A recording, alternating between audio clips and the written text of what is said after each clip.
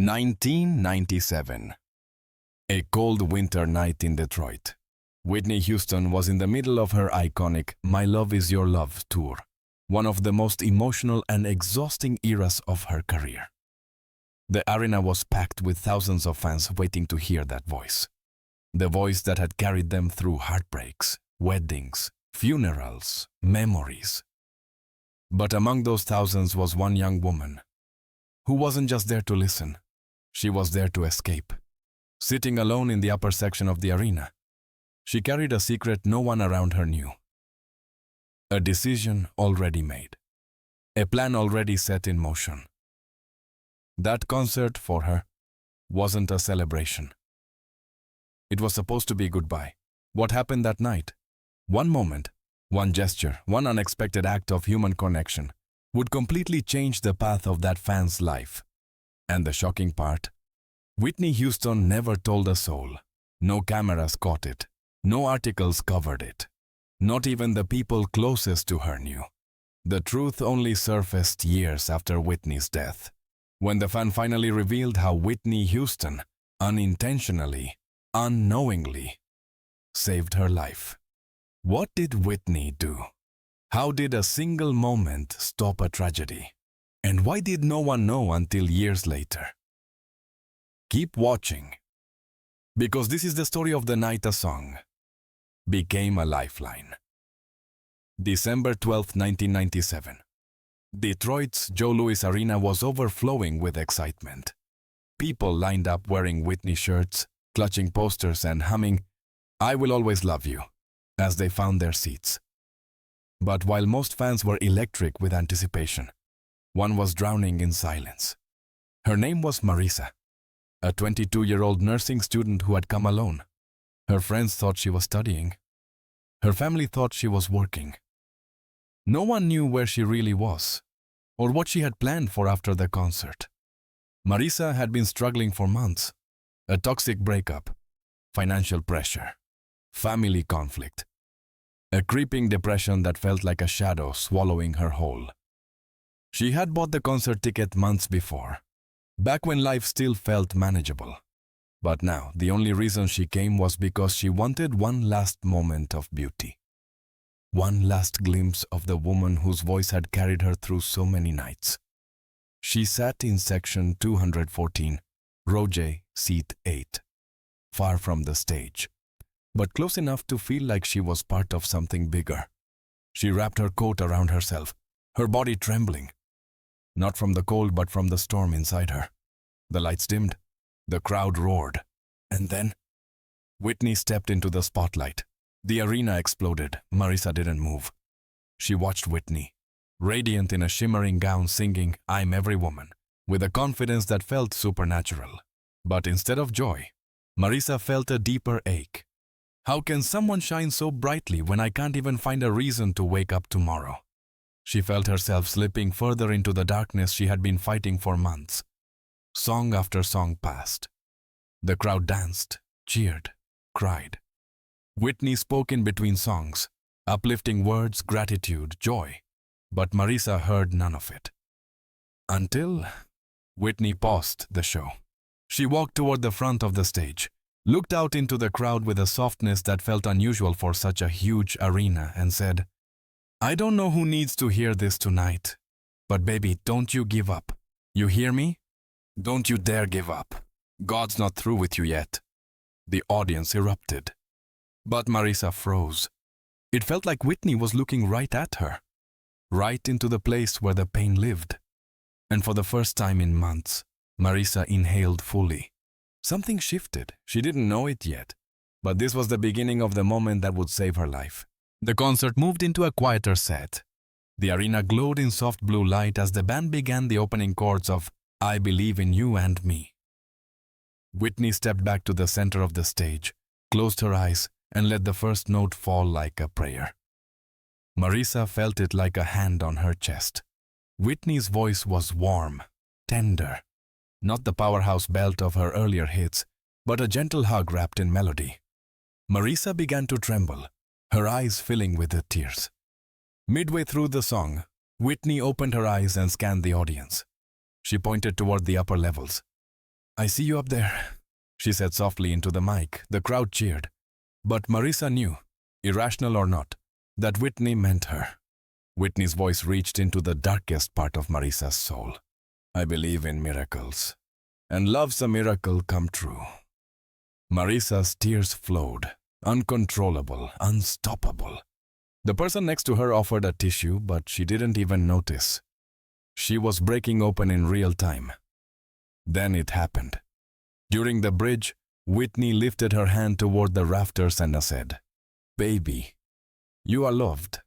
I don't know your story, but I know you matter." The arena erupted, but for Marisa, everything went silent. Her heart stuttered. Her breath caught. Her world, the world she thought she wouldn't see tomorrow, suddenly felt possible again. These weren't just words. They felt like a lifeline thrown across a canyon she'd been dangling over. By the end of the song, Marisa was sobbing. Not the quiet tears of despair, but the powerful, shaking tears of someone who suddenly, unexpectedly, wants to live. And Whitney wasn't finished. She moved into greatest love of all. But before she sang, she said, "This song saved me once. Maybe it'll save somebody tonight." Marisa felt her world crack open. For the first time in months, she didn't want to disappear. She wanted to survive. She wanted to try again. When Whitney sang, "Because the greatest love of all is happening to me," Marisa whispered through tears, "Maybe it can happen to me too." And in that moment, the decision she had made before arriving, the plan she intended to follow after the concert, evaporated. Whitney didn't know Marisa. She didn't know her pain, but she saved her anyway. After the concert, the crowd spilled out into the freezing Detroit night, buzzing with excitement. People sang Whitney's songs in the parking lot, laughed, took pictures, replayed their favorite moments. But Marisa stood still under a street lamp, hands pressed to her face, quietly crying. Her life had just been given back to her, and no one around her knew. She sat in her car for an hour, replaying Whitney's words in her head. "Don't you dare give up. You matter. This song saved me once." Marisa made a choice. She went home. She ripped up the letter she had written to her family. She threw away the pills in her drawer. She called her mother and said, "I love you." And she lived. She rebuilt her life slowly. Therapy, friendships, new habits, new beginnings. She finished her degree. She got a job. She married. She had a daughter. And through all of it, she never told anyone the truth. Not because she was ashamed, but because the moment felt sacred. Like a gift from Whitney meant only for her. Then, in 2012, when Whitney passed away, the world mourned. Marisa wept harder than she expected. Not as a fan, but as someone who owed her life to a stranger. For nights, she sat awake wondering, should I tell anyone what she did for me? Would anyone even believe it? Would people think I was just another fan looking for attention? So she stayed silent. Until 2020, 23 years after the concert, when her teenage daughter asked, "Mom, why do you always cry when Whitney comes on?" Marisa realized she had held the story inside for too long. She sat on the edge of her daughter's bed, took a breath, and finally told the truth. She expected her daughter to be confused. Instead, the girl hugged her tightly and said, "Then she saved my life too. Because if you didn't make it, I wouldn't be here." Marisa broke down. And for the first time ever, she understood the magnitude of that night. Whitney hadn't saved just her. She had saved generations. Marisa wrote the story online, not seeking fame or attention, but wanting the world to know the power of Whitney's kindness, her words, her presence. The post went viral. Fans around the world shared their own stories of how Whitney's music lifted them out of darkness. And in that moment, the truth became clear. Whitney Houston didn't just have the voice. She had the gift, the ability to touch people's souls without ever knowing their names. Years after Marisa revealed her story, something incredible happened. Her post reached someone from Whitney's old touring team, a backup singer who had been on stage that very night in Detroit. She wrote back, "I remember Whitney pausing the show. I remember her saying those words. She always said she felt when someone in the crowd needed her." Whitney, even at the height of her fame, still saw people. Not fans, not ticket buyers. People, and that was the legacy the world often missed. Not just the Oscars, not just the Grammys, not just the record sales, but the humanity behind the voice. The quiet moments where she lifted someone without ever knowing it. The way she spoke directly to broken hearts. The way she made strangers feel seen. Marisa eventually printed Whitney's words and framed them in her home. "Don't you dare give up." She hung them above her daughter's bed. Because Whitney's message wasn't meant for one person, it was meant for anyone who needed to hear it. And though Whitney never knew what she had done that night, her legacy lived on not just in music, but in the life she unknowingly saved in Section 214. A life that grew, healed, flourished. A life that carried her voice into the next generation. And that perhaps is the most powerful legacy an artist can have. A week after sharing her story publicly, Marisa found herself unable to sleep. The reaction online had been overwhelming. Thousands of messages, comments, and emails from people around the world saying, "Whitney saved me too. Her music kept me alive. I thought I was the only one." Marisa realized that her experience wasn't rare. Whitney Houston had unknowingly pulled countless people back from the edge, one lyric, one breath, one moment at a time. But as the world embraced Marisa's testimony, she still felt something unresolved, something she had carried since 1997, a guilt she had never voiced. So one night, she sat at her kitchen table and began writing a letter. Not to fans, not to the media, not even to her family. A letter to Whitney. She wrote, "Dear Whitney, I know you never knew me. I know I was just a face in a sea of thousands.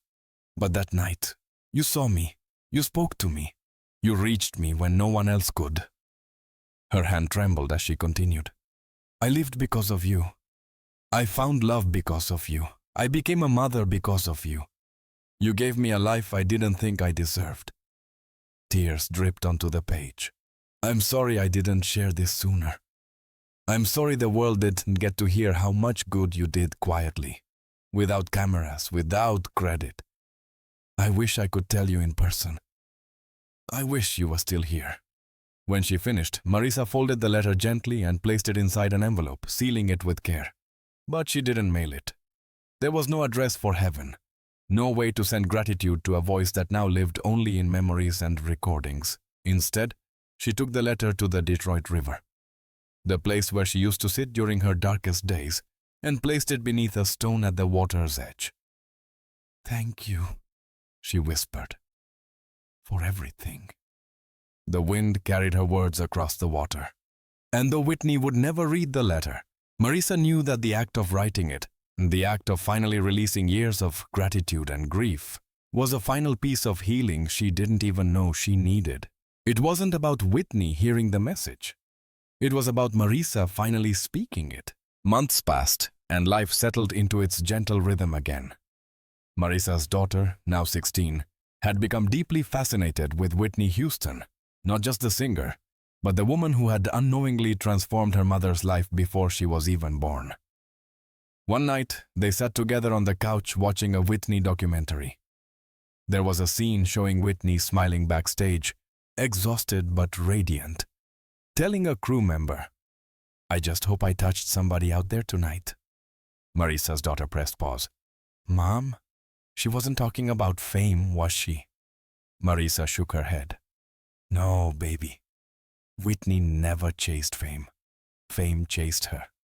She chased people, their hearts, their souls." Her daughter leaned against her. "Do you think she knew what she did for you?" Marisa took a long breath. No, she said softly. She had no idea. But she didn't need to know. What she did came from who she was, not from who was watching. They sat in silence for a moment before her daughter whispered, "I want to be like that." Marisa smiled.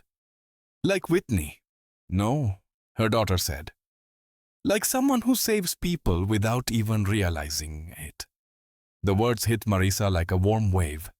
Her daughter continued, "You always tell me that pain can turn into purpose. Maybe what Whitney did for you is why you've helped so many people too. Maybe that night didn't just save you. Maybe it shaped you." Marisa felt tears forming. Her daughter wasn't wrong. Throughout her adult life, Marisa had become a mentor to younger women, a supportive friend, a compassionate nurse. Someone who noticed pain the way Whitney had noticed hers. She had become the kind of person who reached out with a gentle word, a warm touch, a moment of presence. She had saved others without even realizing it. And suddenly Marisa understood something important. Whitney's influence didn't end that night in Detroit. It lived on in her. And through her, it lived on in her daughter. The legacy wasn't the concert, it wasn't the songs, it wasn't the fame. It was the chain reaction of compassion, passed from one woman to another, quietly, powerfully, endlessly. Her daughter hugged her tighter.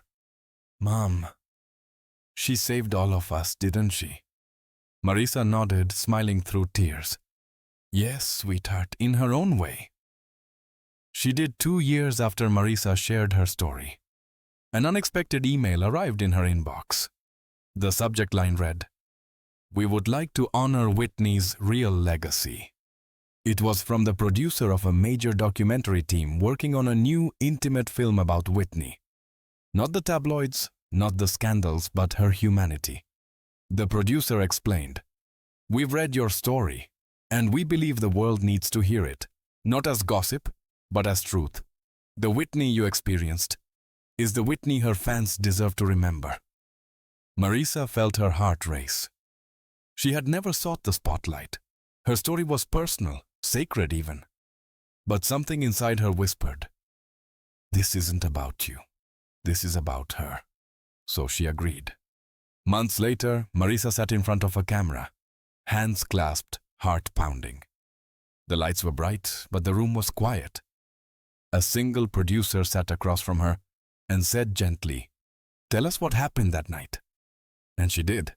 She told them about Section 214, about the darkness she carried, about Whitney's words, about the song that cracked her open, about the moment she chose life, about how her daughter exists because Whitney Houston looked into a crowd and spoke to a stranger she didn't know. When the interview ended, the producer wiped tears from her eyes. "This," she whispered, "is the Whitney people forgot. Thank you for reminding us." Months later, when the documentary premiered, Marisa watched from her living room. When her segment appeared, she expected to feel nervous. Instead, she felt peace. The world finally heard about the Whitney she knew. The Whitney who didn't just sing, but saved. And the reaction was overwhelming. Fans wrote messages like, "She saved me too. Her music kept me alive. I thought I was alone." Whitney wasn't just a voice, she was a healer. The story spread across social media, news outlets, fan pages, tribute groups. People around the world finally saw the side of Whitney that had lived quietly in the shadows. The woman with a heart big enough to hold strangers. The woman whose presence could move someone from despair to hope. The woman who healed without ever knowing she was healing. And as Marisa watched thousands of people respond with love and gratitude, she whispered, "You finally reached them, Whitney. Your message finally got where it needed to go." Whitney Houston never knew she saved a young woman's life in Detroit. But now, the world did.